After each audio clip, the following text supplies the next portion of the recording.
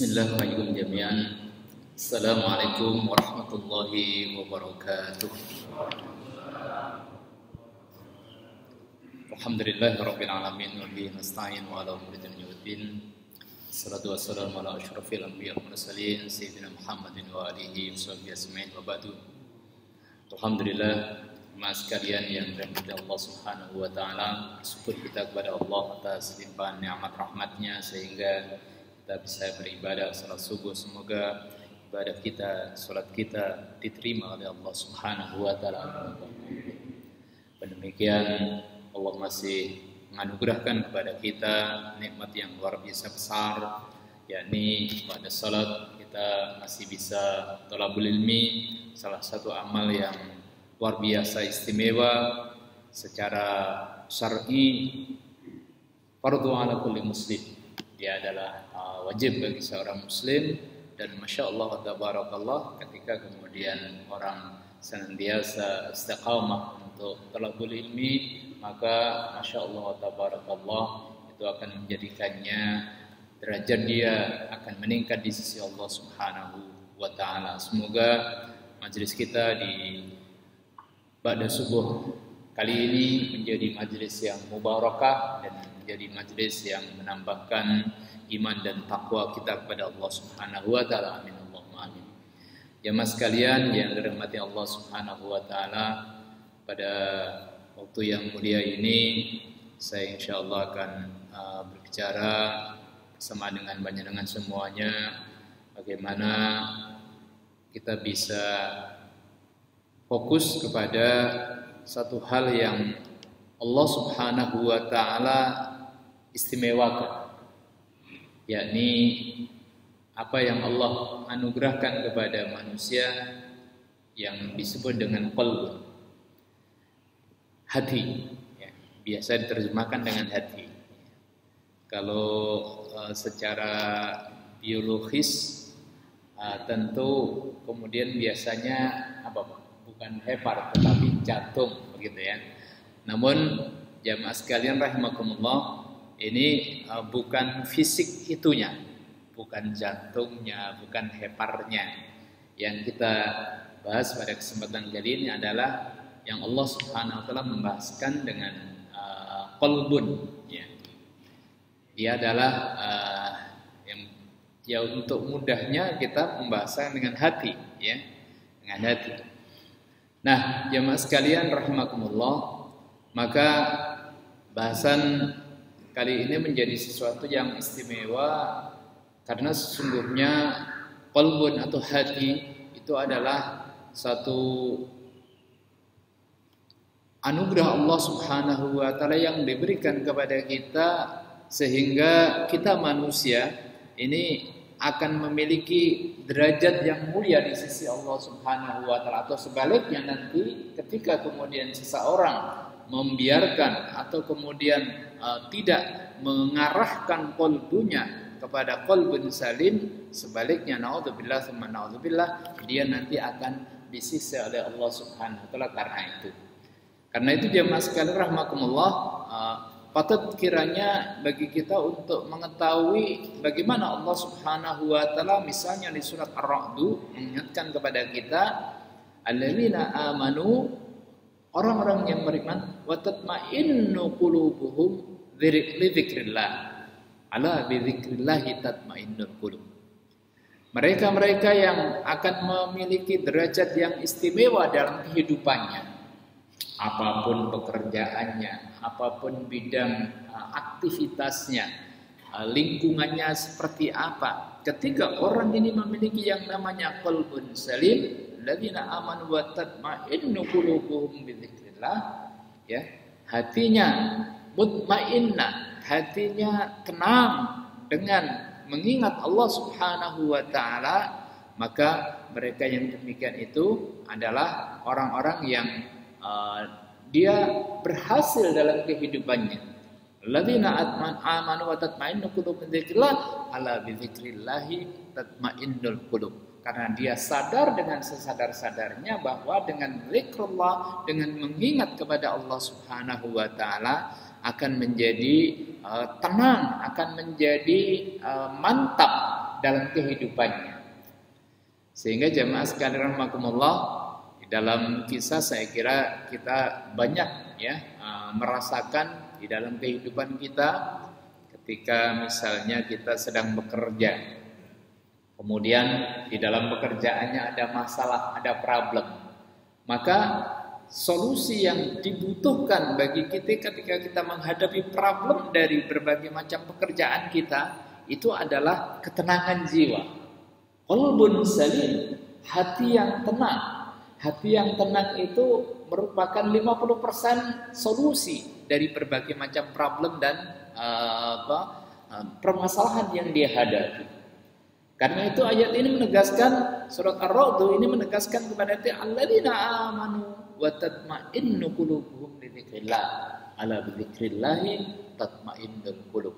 Karena sesungguhnya ketenangan hati, ketenangan jiwa itu berhubungan erat dengan sejauh mana qalbun kita ini nyantol erat hubungannya dengan Allah Subhanahu wa taala. Kemudian di ayat lain Allah juga mengingatkan ya. Ketika Allah Subhanahu wa taala memanggil diri kita ya ya ayyatuhan nafsul mutmainnah irji ila rabbiki radiyatan mardiyah. Ketika kita memiliki yang namanya jiwa qalbun mutmainnah ya, maka orang-orang yang memiliki mutmainnah itu nanti akan dipanggil untuk kembali kepada Allah Subhanahu wa taala dalam keridhaannya. Karena itu jemaah sekalian rahmatullah, di surat Al-Fajr ya, ini ketika Allah Subhanahu wa taala memanggil berbagai macam model manusia, lantas kemudian ada manusia yang memiliki qalbun salim ya, jiwa yang selamat, jiwa yang tenang. Maka masya Allah tabarakallah, orang yang memiliki jiwa yang tenang itu akan Allah berikan berbagai macam solusi dari berbagai macam problemnya. Pernah satu ketika cicitnya Umar bin Khattab, siapa Pak namanya? Cicitnya Umar bin Khattab itu salah satunya yang sangat terkenal adalah namanya sama Umar tapi bin Abdul Aziz. Nah, jamaah sekalian rahimakumullah, Umar bin Abdul Aziz itu masya Allah wa tabarakallah, kalau di kita di Indonesia ini beliau berkuasa menjadi khalifah ya. Tentu luas wilayahnya itu jauh lebih luas dibandingkan dengan Indonesia. Jauh lebih luas wilayah yang dikuasai oleh beliau. Berarti beliau separuh ya, separuh masa jabatan presiden Indonesia. Berapa tahun? 2,5 tahun ya, kurang. Jadi 2 tahun 5 bulan. 5 bulan lebih sekian hari. Nah, jamaah sekalian rahmatullah, di masa penguasaan beliau Umar bin Abdul Aziz ya, kalau kita mungkin kita sudah beberapa kali atau sering melihat filmnya Umar bin Khattab ya. Nah, jemaah sekalian rahmatullah, cicit dari Umar bin Khattab ini ya masya Allah tabarakallah, Umar bin Abdul Aziz ini mendapatkan penghargaan yang luar biasa ya, pengakuan dan penghargaan yang luar biasa, bukan saja dari muslim tapi seluruh ya manusia. Orang-orang non muslim pun mereka merasakan betapa sesungguhnya masa kepemimpinan beliau yang separuh masa presiden Indonesia ya. 2,5 tahun itu kurang ya. Itu jamaah sekalian rahmatullah, beliau benar-benar berhasil memimpin negerinya ya dengan keberhasilan yang di luar nalar ya, yang di luar nalar. Sampai sekarang para pakar pun itu masih meneliti bagaimana cara kemudian beliau benar-benar berhasil menjadikan masa kepemimpinan itu luar biasa. 2,5 tahun itu jemaah sekalian rahmatullah ya, beliau berhasil menjadikan secara ringkas kalau dibahas ya, banyak kitab yang membahas tentang beliau, sangat berjilid-jilid membahas keistimewaan dari Umar bin Abdul Aziz ini, jamaah sekalian rahimakumullah ya. Secara ringkas kalau kita perhatikan pada awal ya kepemimpinan beliau, pertama kali yang beliau lakukan salah satunya ya, tentu di samping keistimewaan beliau yang lain, salah satunya adalah mereka-mereka yang selama ini ya, ini keluarga kerajaan ya. Kita tahu bahwa kepemimpinan Islam ba'da Ali bin Abi Thalib, kemudian putra Ali ya, yang hanya 6 bulan itu ya, itulah yang kemudian disebut dengan masa Khulafaur Rasyidin ya. Nah, jamaah sekalian rahimakumullah, setelah masa Ali dan kemudian putra Ali itu ya, itu kemudian para ulama menyebutnya sebagai masa kerajaan ya. Namanya masih kekhalifahan, tetapi kemudian secara definitif adalah sebagai sebuah kerajaan ya. Kebaikannya masih banyak, tetapi kemudian ya pada beberapa prakteknya ada yang mungkin kurang sesuai ya, beberapa yang kurang sesuai dengan ketentuan syariat ini di dalam memimpin sebuah negara besar ya. Nah, ketika masa Umar bin Abdul Aziz ini para ulama kemudian menyebutkan masa itu ya seperti kemudian kembali lagi kepada masa kekhalifahan benar, sebagaimana dari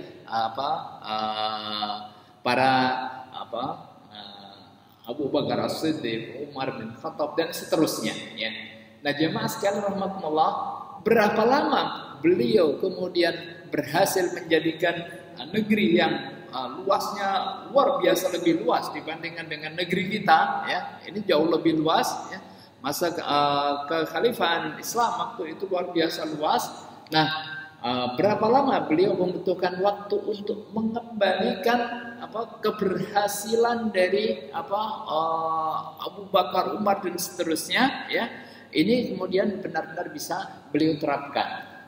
Ternyata butuh 2,5 tahun saja. Sehingga jemaah sekalian rahimakumullah, di awal tahun ya, di tahun pertama ini beliau selesaikan dulu ya keluarga kerajaan. Sehingga kita dapatkan bahwa Umar bin Abdul Aziz itu ketika kemudian di awal masa pemerintahannya ya, beliau memulai langsung dari diri beliau dan kemudian keluarga kerajaan ya. Keluarga kekhalifahan ya, nama waktu itu disebutnya sebagai kekhalifahan ya.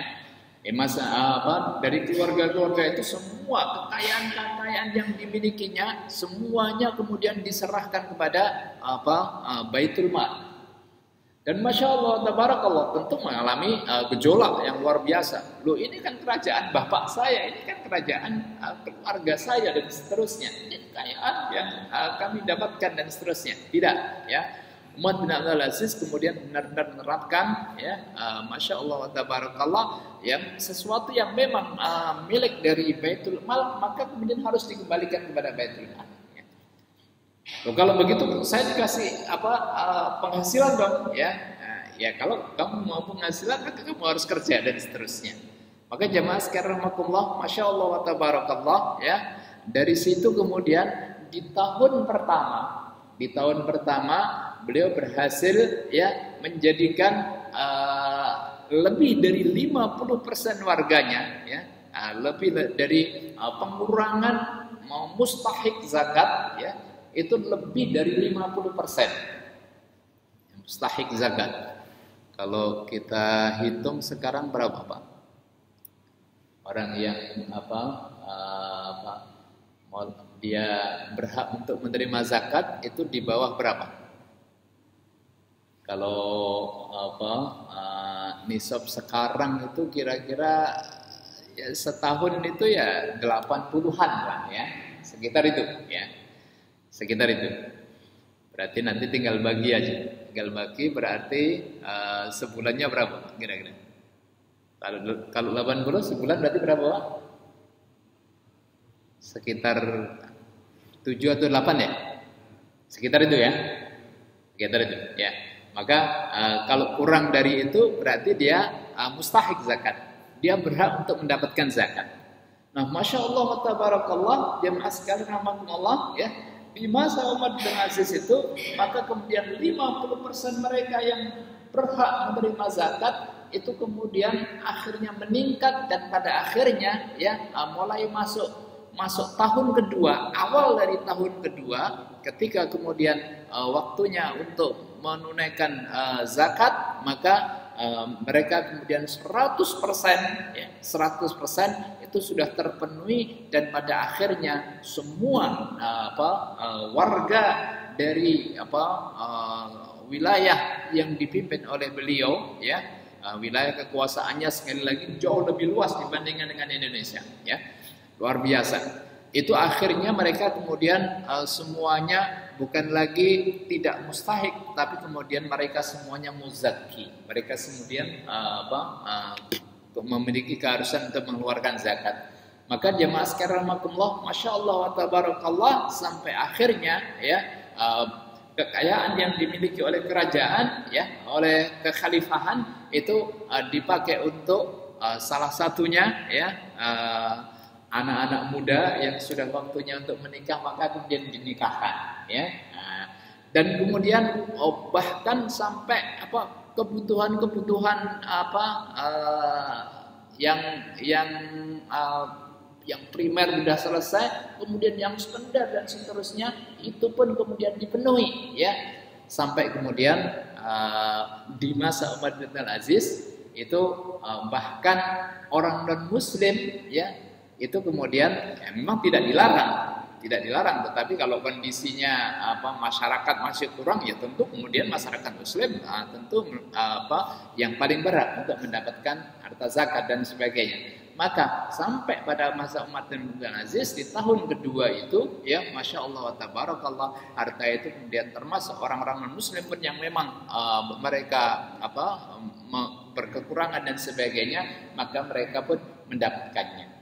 Maka masya Allah tabarakallah, jemaah sekalian rahimakumullah ya, masa kehebatan dari Umar bin Aziz itu dimulai dengan qalbun salim ya, selamat dan bagusnya hati yang dimiliki dari Umar bin Aziz ini ternyata mampu menjadikan tugas-tugas yang beliau emban itu sampai kemudian berhasil menjadikan seluruh rakyatnya ini, di samping tentu kualitas hablum minallahnya baik, tetapi ya tugas dan kewajiban beliau sebagai khalifah itu salah satunya adalah kemudian memberikan keberhasilan dalam duniawi mereka ya. Dalam urusan dunia pun mereka telah benar-benar berhasil, dan keberhasilan keduniaan yang Allah Subhanahu wa taala lewatkan dengan kepemimpinan Umar bin Aziz itu menjadikan masya Allah wa tabarakallah seluruh rakyatnya akhirnya benar-benar mendapatkan keberhasilan, benar-benar mendapatkan kekayaan dan seterusnya, dan dari situ maka kemudian bisa menunaikan ya berbagai macam kewajiban-kewajiban yang diwajibkan oleh Islam. Sehingga jemaah sekalian rahimakumullah, di antara tugas besar ketika kita mengenal misalnya mengingat masa Umar bin Aziz dan sebagainya itu ya, salah satu dari kewajiban kita sebagai seorang muslim ya, Allah Subhanahu wa taala ingatkan betapa sesungguhnya perubahan yang kita inginkan dalam kehidupan kita dan orang-orang di sekitar kita ya, dan kemudian semakin kemanfaatan dan keberhasilan kita bisa kita berikan manfaat kepada sesama, itu mesti dimulai dengan menjadikan qalbun kita menjadi qalbun salim, menjadi hati yang selamat, hati yang baik di sisi Allah Subhanahu wa taala. Dan ini jemaah sekalian rahimakumullah, ternyata kemanfaatannya bukan hanya dari dalam kehidupan dunia. Dalam kehidupan dunia akan memberikan kemanfaatan yang besar bagi dirinya, keluarganya, orang-orang di sekitarnya ya, dan masyarakat tergantung dia kemudian memiliki kekuasaan atau memiliki tanggung jawabnya seluas apa, ya, maka seluas itulah kemudian dia bisa memberikan kemanfaatan kepada sesamanya, ya. Setelah itu kemudian jamaah sekalian rahimakumullah, ya, maka hal yang berikutnya dalam masalah qalbun itu, ya, ketika kemudian tazkiyatun nafas ini adalah tugas utamanya mengantarkan, ya, hal yang paling menentukan di dalam diri kita, yakni qalbun itu benar-benar mengarah kepada yang namanya qalbun salim, yang namanya adalah hati yang sehat, hati yang lurus, hati yang selalu terkait dengan Allah Subhanahu wa taala. Dan yang kedua jamaah sekalian rahimakumullah, nafsun atau jiwa atau qalbun kita ini ada kemungkinan, ya, ada kemungkinan kemudian dia menjadi yang namanya dengan qalbun lawwamah, ya. Nah, seperti apa qalbun lawwamah itu jamaah sekalian rahimakumullah, ya? Hati yang disebut dengan lawwamah ini dia suka salah, ya, melakukan kesalahan, tapi kemudian dia menyesal dengan kesalahan tersebut, ya. Tapi kemudian salah lagi, ya, dan kemudian menyesal lagi, ya. Seperti apa ketika orang, ya, memiliki yang namanya qalbun lawwamah yang seperti itu, ya, maka Al-Quran mengingatkan kepada kita, ya, di antara kewajiban kita, ya, untuk benar-benar memiliki yang namanya qalbun salim, itu kita harus sadar, ya, salah satu penegasan Allah Subhanahu wa taala, ya, wala uqsimu bin nafsil lawwamah, ya, aku bersumpah dengan menyebut nafsu lawwamah, ya. Allah Subhanahu wa taala sampai bersumpah adanya di dalam diri manusia itu adalah nafsul lawwamah di dalam surat Al-Qiyamah, ya, ayat 2. Nah, nafsul lawwamah ini jemaah sekalian rahimakumullah, qalbun yang banyak dimiliki oleh manusia, ya. Banyak dimiliki manusia, di mana hatinya, ya, ini, ya, kadang-kadang ketika kemudian sudah berjalan lantas kemudian lalai dengan tugasnya, lalai dengan ketentuan-ketentuan Allah Subhanahu wa taala.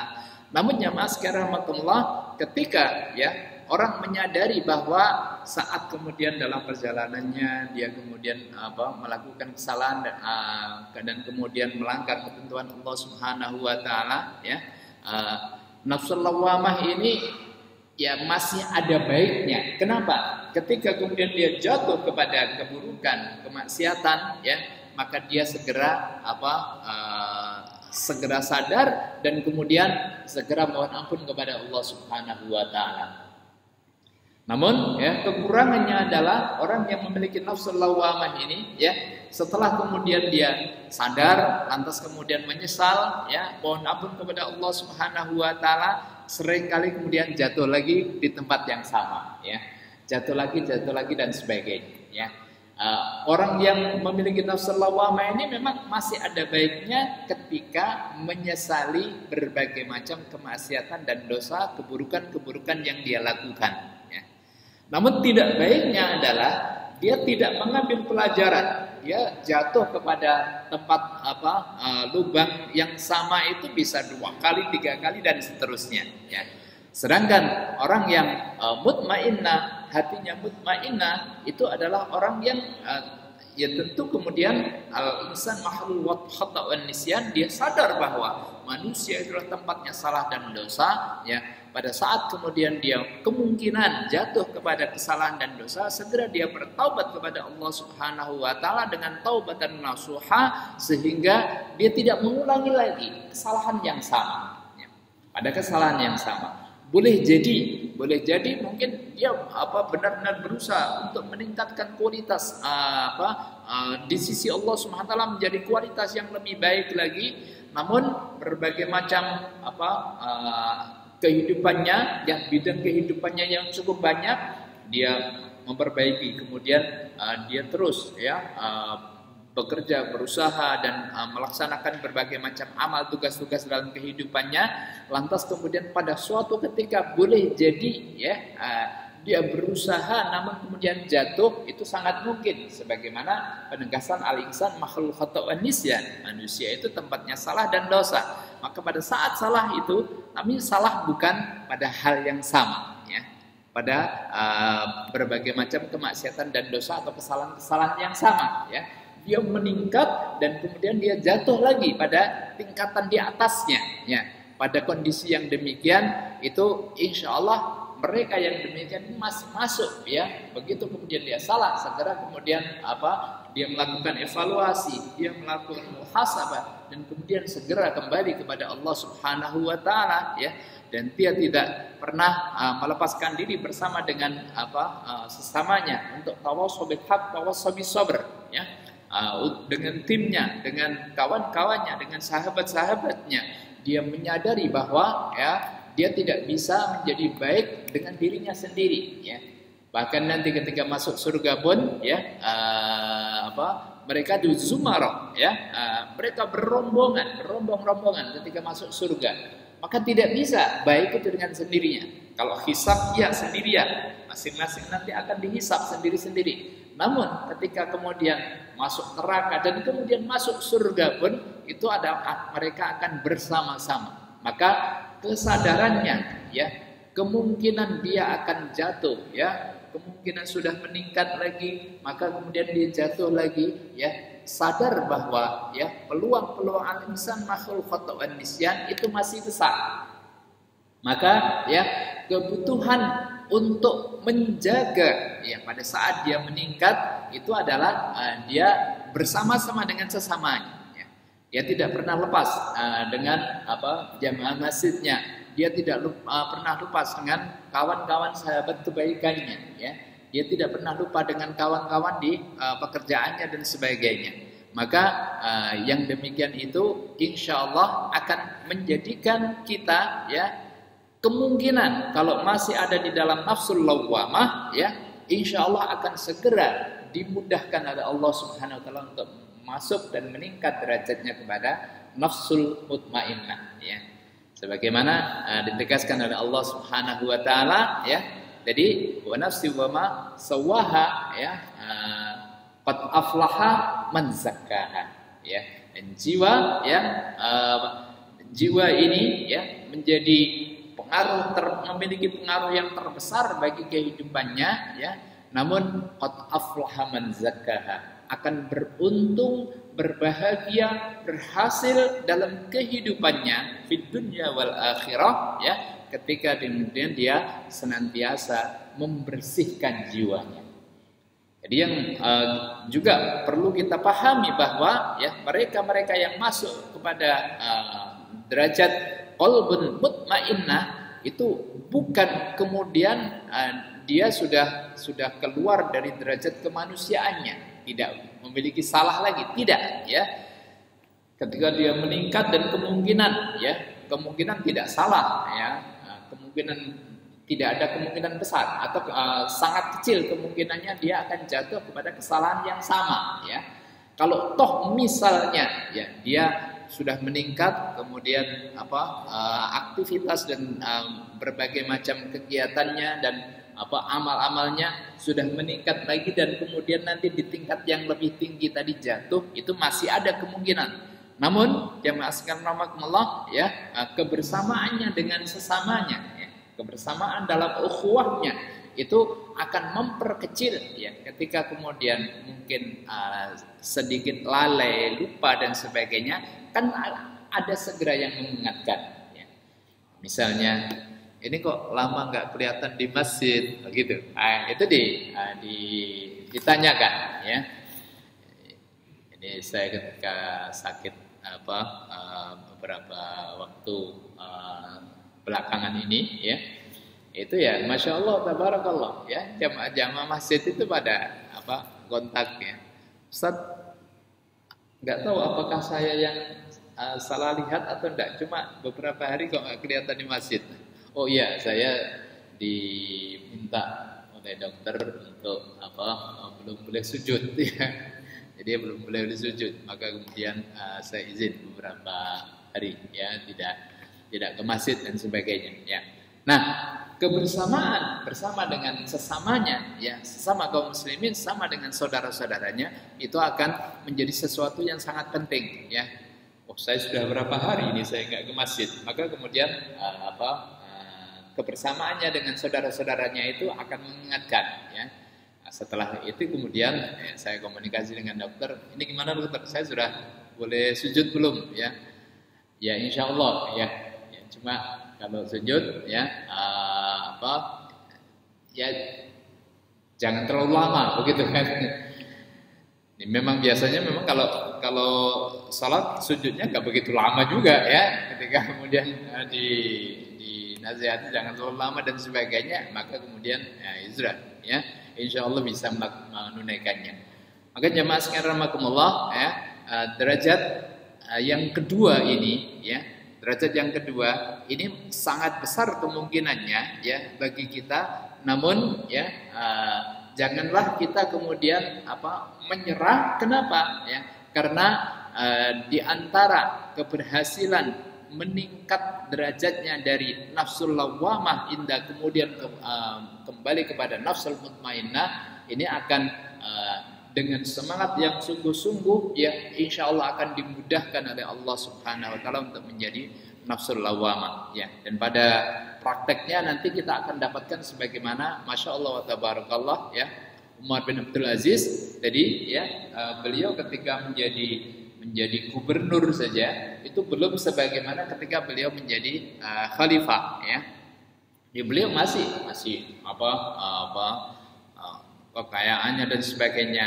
Mungkin karena memang tingkat kekuasaannya memang beda ya, gubernur dengan pemimpin pada waktu itu dengan khalifah pada waktu itu. Maka begitu kemudian beliau mendapatkan kedudukan sebagai khalifah ya, bersamaan dengan kedudukan yang dianugerahkan oleh Allah Subhanahu wa taala dan kemudian dipercayakan umat kepada beliau ya.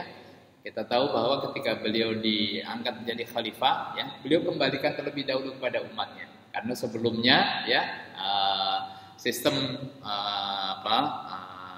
khalifah sebelumnya namanya masih khalifah, tapi para ulama menyebutnya ini sudah metodenya sudah malik ya, sudah kerajaan ya, mulk.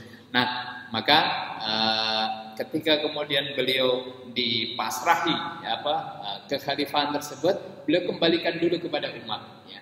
Dan kemudian semua umat sepakat dan kemudian menyepakati beliau untuk kemudian beliau menjadi khalifah ya. Dan dengan kesepakatan dari umat agar beliau yang menjadi khalifah itu, maka Masya Allah wa tabarakallah ternyata ya, tidak butuh waktu lama ya. Bahkan kalau dengan kepemimpinan di Indonesia separuh kurang ya, masa kepemimpinan Indonesia itu sudah menjadikan wilayah ya yang luasnya luar biasa ya, beberapa kali dari luasnya Indonesia ini benar-benar bisa menjadikan masyarakatnya menjadi sejahtera yang luar biasa, benar-benar kesejahteraan untuk seluruh rakyat kekhalifahan beliau ya. Maka jamaah sekalian rahimakumullah, Masya Allah wa tabarakallah, yang menjadi sangat penting jadi pelajaran dari Umar bin Aziz ini, kita akan mendapatkan modal yang terpenting yang beliau kemudian jadikan untuk menunaikan tugas-tugas beliau, itu adalah kepemilikan beliau yang Allah anugerahkan kepadanya yang namanya nafsul ya mutmainnah, jiwa dan qalbun yang salim ya, jiwa yang tenang dan jiwa yang kuat ya di sisi Allah Subhanahu wa taala ya. Sehingga ketika beliau misalnya wafat itu, jamaah sekalian rahimakumullah ya, ini beberapa menterinya dan sebagainya ya, ini bertanya kepada istrinya, Ini ada apa pakaian yang untuk mengganti beliau enggak ya? Kata istri beliau ya. Itulah pakaian yang beliau miliki ya. Kain yang beliau miliki itu ya. Maka masya Allah tabarakallah ya. Ini khalifah, secara khalifah ya. Nah, dari situ kita mendapatkan pelajaran yang luar biasa berharga ya.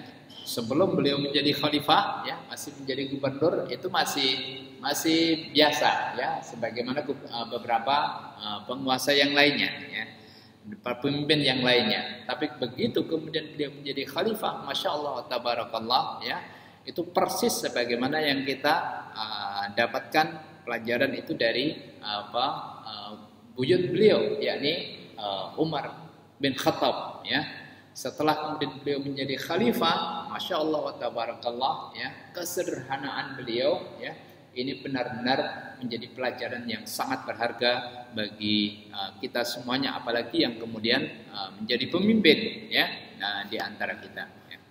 Nah, berikutnya jemaah sekalian rahimakumullah, kedudukan yang ini kita harus hati-hati ya, hati-hati, yakni dengan qalbun atau nafsun ya, hati itu derajat yang ketiga adalah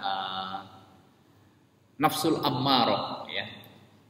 Dia adalah jiwa yang naudzubillah tsumma naudzubillah. Misalnya kita dapatkan di surat Yusuf ya, itu Allah Subhanahu wa taala tegaskan, wa ma ubarri'u nafsi innan nafsa la ammaratum bisu ya.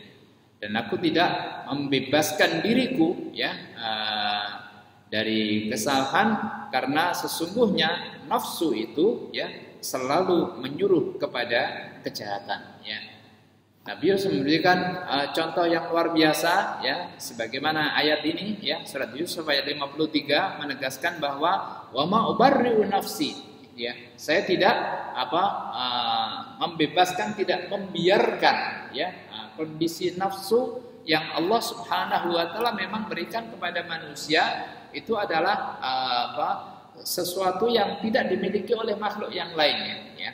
Allah Subhanahu wa taala berikan kepada manusia itu adalah wa nafsi wa masawaha ya. Allah Subhanahu wa taala berikan juga nafsu, namun jemaah sekalian rahimakumullah ya, kenikmatan Allah Subhanahu wa taala kepada manusia, anugerah yang Allah berikan kepada manusia, di samping kemudian Allah Subhanahu wa taala memberikan qalbun ya, yang qalbun itu akan senantiasa mengarahkan kepada manusia ya.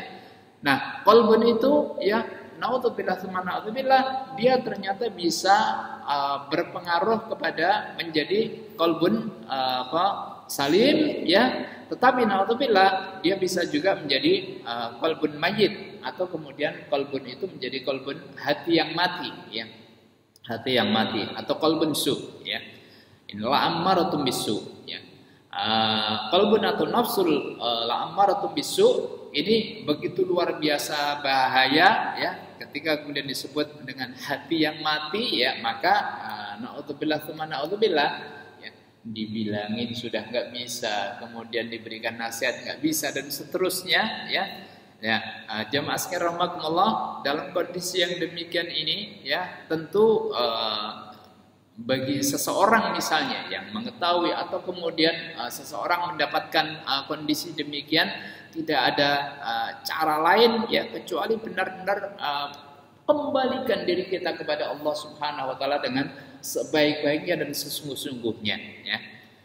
Hal itu jemaah sekalian rahimakumullah pernah terjadi dalam hadis sahih. Nabi sallallahu alaihi wasallam mengisahkan manusia yang dosanya luar biasa besar. Salah satunya adalah ini manusia sudah membunuh orang ya.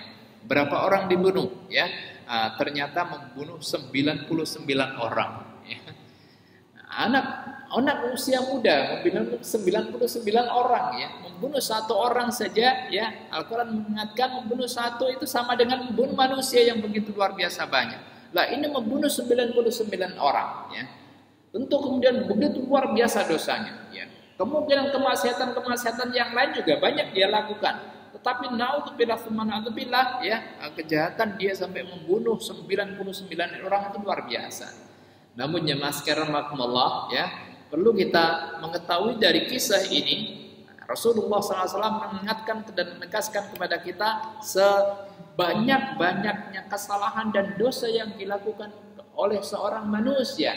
Ketika kemudian seseorang itu benar-benar ingin kembali kepada Allah Subhanahu wa taala dengan sesungguh-sungguhnya, maka Allah akan mudahkan baginya jalan. Walaupun tentu secara praktisnya ya masih banyak halangan-halangan ya. Dan itu halangan, berbagai macam halangan itu akan menegaskan kepada orang tersebut sejauh mana kesungguhannya. Termasuk orang ini, si pembunuh 99 orang ya. Di hadis yang kita semuanya insya Allah banyak hafal ini, jemaah sekalian rahimakumullah ya, ketika kemudian dia ingin benar-benar bertaubat kepada Allah Subhanahu wa taala, tapi nggak tahu gimana cara taubatnya. Saya itu sudah menjadi pembunuh orang, maka dia cari orang dan akhirnya ketemu dengan ahli ibadah. Namun sayang seribu sayang, si ahli ibadah ini nggak pernah ikut ngaji ya. Dia nggak punya ilmu, nggak pernah ikut ngaji, pokoknya ibadah saja. Dan ini para ulama ketika membahas hadis ini, ya, pelajaran berharganya, orang yang ahli ibadah ini kemudian ketika ditanya oleh orang yang mau bertobat tadi, ya, wahai Syekh, saya ini mau bertobat, ya, bisa nggak taubat saya diterima oleh Allah Subhanahu Wa Taala? Ya. Kata si ahli ibadah, loh, memang apa yang kau lakukan? Ya, saya ini sudah membunuh orang. Waduh, ya. Ini ahli ibadah tapi nggak pernah ngaji, ini bahayanya, luar biasa bahaya. Ya. Loh, saya ini ibadah kepada Allah, ini saja saya nggak yakin apakah ibadah saya diterima atau tidak. Apalagi kamu sudah membunuh orang, ya. Maka terus diterima nggak tobat saya ini? Saya mau bertobat kepada Allah Subhanahu Wa Taala, ya. Sekali lagi ini bahayanya orang yang tidak cinta ilmu, ya. Ini orang kemudian menjawab tidak, ya.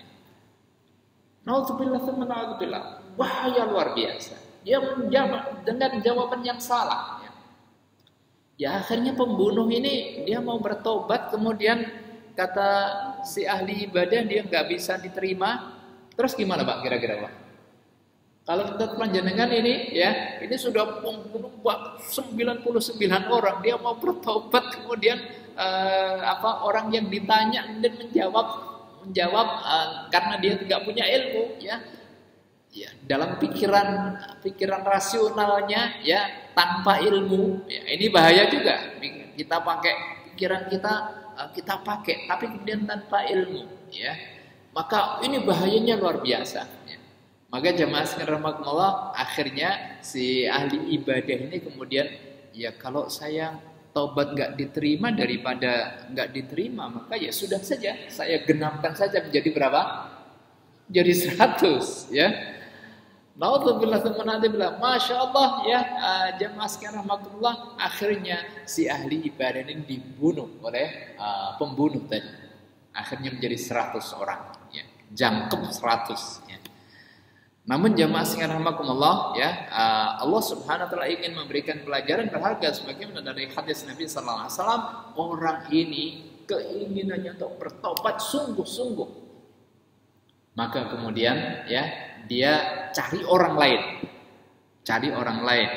dan akhirnya dia pertemukan dengan ahli ilmu yang dia juga beribadah kepada Allah, dia kemudian cinta kepada Allah tapi juga sangat cinta ilmu, ya. Nah, ahli ilmu ini kemudian menjawab ketika, wahai Bapak, ini saya ingin bertobat, ya.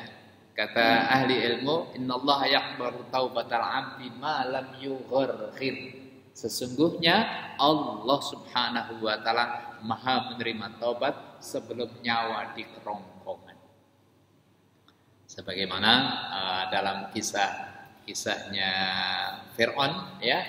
Itu dia nyawa di kerongkongan, tapi kemudian dia menyadari, ya, bahwa dia bukan Tuhan dan kemudian Allah Subhanahu wa taala Tuhannya, namun nyawa dari kerongkongan. Maka kemudian ditutup oleh malaikat.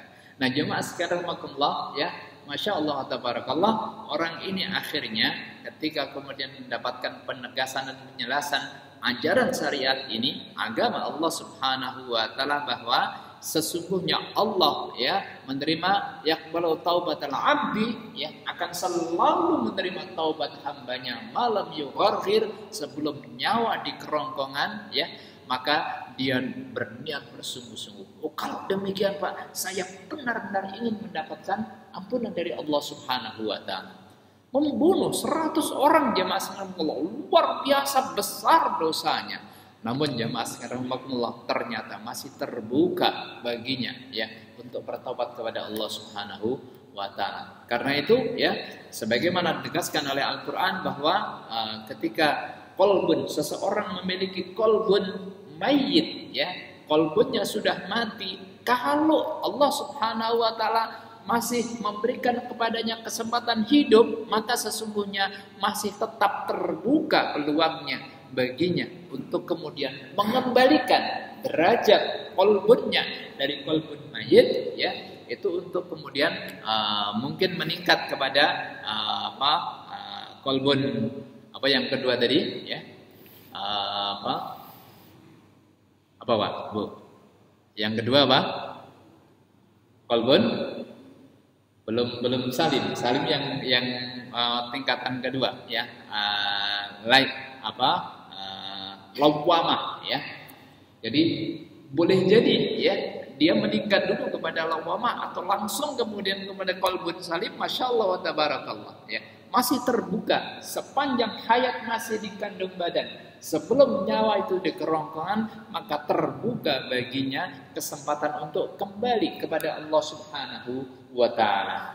Maka jemaah sekalian rahimakumullah ya, begitu luar biasa penting bagi kita ketika ya hati ini ya, sesungguhnya berbagai macam keburukan dan dosa yang dilakukan oleh seseorang semuanya itu terkendali dari qalbun yang dia miliki. Pada saat ya mungkin ya seseorang jatuh kepada kesalahan dan sebagainya ya, maka boleh jadi ya kalau beberapa kali salah ya, apalagi di hal yang sama sangat besar, dia masuk pada kategori nafsul lawwamah ya.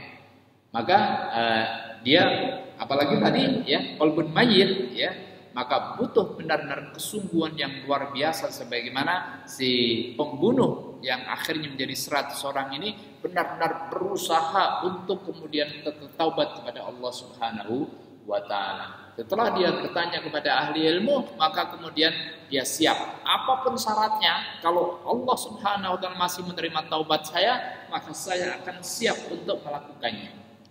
Dan akhirnya ya si ahli ilmu memberikan ya, engkau akan bisa diterima taubatmu oleh Allah Subhanahu wa taala, tapi satu syaratnya. Apa syaratnya?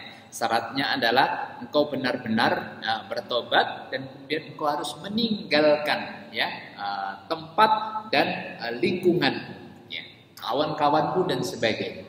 Maka orang ini siap, dan pada akhirnya dia kemudian berangkat untuk meninggalkan tempat yang lama. Nah, jemaah sekalian rahimakumullah ya, di sini juga menjadi pelajaran bagi kita ya, ketika kita naudzubillah ya, ketika dalam kondisi qalbun mayit, maka segera benar-benar kita siap untuk berhijrah. Kalau orang ini ya benar hijrah total ya, hijrah total. Dan ketika kemudian dalam perjalanannya orang ini ya ini terjadi satu-satunya kepada satu-satunya makhluk Allah Subhanahu wa taala ya. Boleh jadi ini kemungkinan terjadi pada satu-satunya. Pada saat kemudian dia dalam perjalanan ya, di tengah perjalanan orang ini kemudian meninggal ya. Maka malaikat pun itu sampai kemudian berdebat. Malaikat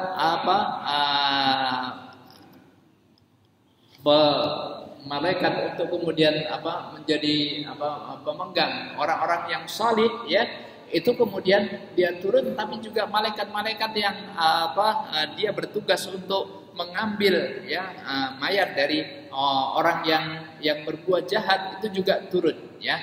Maka sampai kemudian dua malaikat berdebat ya.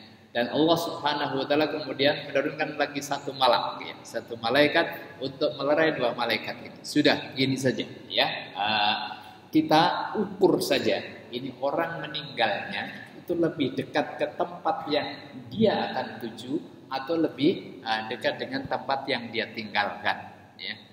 Dan ini terjadi pada satu-satunya makhluk Allah Subhanahu wa taala sebagaimana dalam hadis Nabi ini. Maka jemaah sekalian rahimakumullah, setelah kemudian diukur ya, Allah Subhanahu wa taala dalam hadis tegaskan karena Allah telah menerima taubat hambanya ini, tempat yang akan dituju ini didekatkan oleh Allah Subhanahu wa taala. Sedikit lebih dekat setelah diukur. Maka Masya Allah wa tabarakallah. Ini semata-mata adalah karunia yang luar biasa besar Allah Subhanahu wa taala berikan kepada orang yang benar-benar berniat untuk bertobat. Maka jamaah sekalian rahimakumullah ya, dalam kondisi ketika ya mungkin seseorang memiliki nafsul mutmain, nafsul mayyit ya, qalbun mayyit ya, memiliki jiwa dan hati yang mati, maka tidak ada cara lain baginya kecuali benar-benar bersegera ya menuju kepada ampunan Allah Subhanahu wa taala, taubat dengan taubat dan nasuha. Dan ketika kemudian ketika kemudian sudah meningkat, maka ya teruskan ya kebaikan-kebaikan dan kesungguhan-kesungguhan kita, upaya untuk memperbaikinya sampai akhirnya kembali kepada qalbun salim. Pada akhirnya kita sangat berharap kepada Allah Subhanahu wa taala kita masuk pada kategori orang yang nantinya akan dipanggil oleh Allah Subhanahu wa taala dengan panggilan yang istimewa. Ya ayyatuhan nafsul mutmainnah, memiliki jiwa yang tenang, memiliki qalbun salim, jiwa yang selamat ya, qalbun yang akrab ya dan dekat dengan Allah Subhanahu wa taala ya. Setelah kemudian dipanggil ya ayyatuhan nafsul mutmainnah, kata Allah irji'i ila rabbiki radiyatan mardiyah, kembalilah kepada Tuhan ya dengan ridho dan diridhoinya. Fadkhuli fi ibadi, masuklah ke dalam golongan hamba-hambaku, wadkhuli jannati, dan pada gilirannya masuklah ke surgaku. Demikian jemaah sekalian rahimakumullah ya. Semoga Allah Subhanahu wa taala menganugerahkan kepada kita semuanya memiliki qalbun salim, hati yang selamat dan hati yang akrab terikat dengan Allah Subhanahu wa taala. Amin Allahumma amin ya. Sebelum ditutup, barangkali ada yang mau menambahkan atau bertanya. Nggih, monggo. Cerita ini dari mana? Ceritanya seorang BTS yang memberikan film pada adik yang dari hadis Nabi Sallallahu Alaihi Wasallam, di hadis sahih ya, dari hadis sahih Nabi Sallallahu Alaihi Wasallam ya, dari hadis Pak. Kalau dari hadis kebenarannya udah jelas ya. Cuma memang itu umat sebelum Nabi Sallallahu Alaihi Wasallam, tapi secara nilai tetap sama ya. Secara nilai tetap sama, tetap bisa dipakai karena itu jelas hadis sahih dan ini menjadi pelajaran yang sangat berharga. Demikian Pak. Jadi beliau jenengan tambahkan tadi orang wanita tunasusila, artinya tentu kemudian dia banyak dosa ya. Tapi kemudian di akhir hayatnya ya dia bertobat kepada Allah Subhanahu wa taala. Maka orang yang inilah ya keistimewaan kemuliaan taubat kepada Allah Subhanahu wa taala ya. Maka kemudian Al-Quran mengatakan fafirru ilallah ya, larilah menuju kepada ampunan Allah Subhanahu wa taala ya. Demikian insyaallah ya. Ada lagi Pak? Cukup nggih? Baik, jamaah sekalian rahimakumullah, kita berharap kepada Allah Subhanahu wa taala semoga ya upaya kita untuk istiqamah ya dalam ibadah-ibadah kita ya, kemudian berjamaah kita ya, ini semoga Allah Subhanahu wa taala jadikan untuk memperkuat ya ukhuwah kita dan dengan tambah kuatnya ukhuwah kita kemudian nanti berharap kemudian ketika dipanggil oleh Allah itu bersama-sama ya, ilal jannati zumaro ya, ketika kemudian nanti juga bisa berjamaah dimasukkan ke surga Allah Subhanahu wa taala. Amin Allahumma amin. Mari kita sempurnakan dengan kafaratul majlis. Subhanakallahumma wa bihamdika asyhadu an la ilaha illa anta astaghfiruka wa atubu ilaik. Aqulu qali hadza wa astaghfirullaha li wa lakum. Billahi taufiq hidayah. Assalamualaikum warahmatullahi wabarakatuh.